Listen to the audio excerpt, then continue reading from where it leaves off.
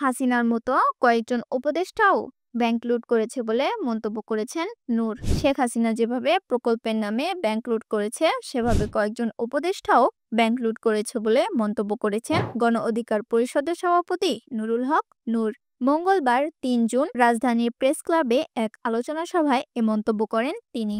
নূর বলেন, হাসিনার আমলে যেভাবে মিডিয়া কন্ট্রোল করা হতো, এখনো সেভাবেই মিডিয়া কন্ট্রোল করা হচ্ছে। মিডিয়ার কোনো স্বাধীনতা নেই। নগদ জালিয়াতি নিয়ে নিউজ করায় সাংবাদিকদের হেনস্থা করা হয়। নির্বাচন প্রসঙ্গে নূর বলেন, সম্প্রতি বিভিন্ন দল নিয়ে যে ৫টি মিটিং হয়েছে তা ফলপ্রসূ হয়নি। প্রধান উপদেষ্টা নিজেই বলেছেন, ডিসেম্বরে নির্বাচন দিতে চাই।